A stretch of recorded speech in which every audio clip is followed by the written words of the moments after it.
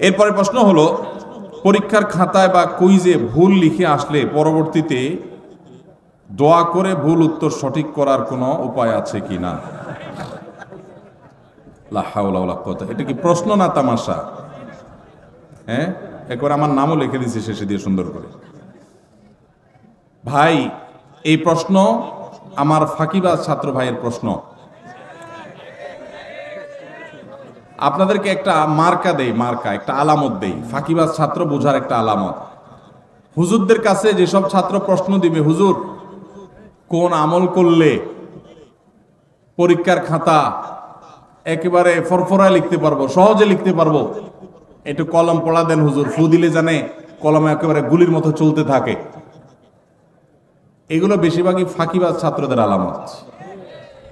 ভালো ছাত্র যারা, তারা পড়ালেখা করে ঠিকঠাক মতো, আবার আল্লাহর কাছে দোয়া করে যায় পরীক্ষা দেয়, শেষ।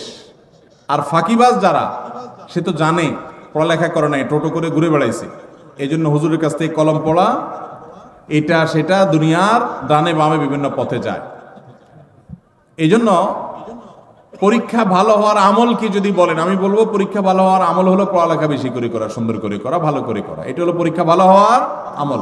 ফাঁকি ঝুঁকি করবেন, আর একটা দোয়া পড়লে সব ফাঁকি ঝুঁকি বাদ হইয়া পরীক্ষার খাতা সব লিখতে পারবেন, আর সব পানির মতো সহজ প্রশ্ন চলে আসবে, এরকম কোনো আমলের কথা আমার জানা নাই। ইসলাম অলসদের জন্য না, ইসলাম পরিশ্রমীদের জন্য।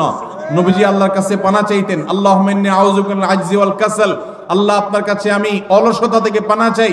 আপনি অলস থাকবেন আর বলবেন আমি শুয়ে থাকবো, আল্লাহ আমার মুখে খাবার পাঠায় দেখ, এরকম কোনো আমল আমার জানা নাই।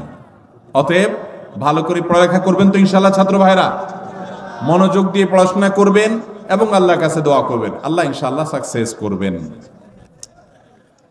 আস-সুন্নাহ ফাউন্ডেশন যে এত বড় বড় সেবার কাজ পরিচালনা করে, এত টাকা কোথায় পান? ভাইরা আমার, আস-সুন্নাহ ফাউন্ডেশনের অনেক কার্যক্রম আপনারা দেখেন অনলাইনে অফলাইনে বিভিন্নভাবে। মূলত একটা প্রজেক্ট বাস্তবায়ন করতে আমরা যে পরিমাণ টাকা খরচ করি, অনেকে মনে করেন এর চাইতে অনেক বেশি টাকা লাগে। আমাদের দেশে রাষ্ট্রের সম্পদ যদি অপচয় তসরুফ না হতো, তাহলে এই দেশ শুধু রাষ্ট্রের যে সম্পদ খরচ করা হয় ওইটা দিয়েই রাষ্ট্রশূন্য হয়ে যেত, খুব বেশি কিছু লাগতো না। শুধু দুর্নীতি বন্ধ করলে, অপশাসন বন্ধ করা গেলে, অপচয় বন্ধ করা গেলে, রাষ্ট্রের টাকাকে যদি আমানত মনে করে কর্তা ব্যক্তিরা প্রতিটা টাকা চিবিয়ে রস কবি যেরকম বের করে নিজের পকেটের টাকাটার, ওইরকম রাষ্ট্রের টাকাটা যদি আমানত মনে করে খরচ করত, তাহলে যে পরিমাণ টাকা রাষ্ট্র খরচ করে তাতে রাষ্ট্রের আসলে তেমন কোনো সংকট থাকার কথা না।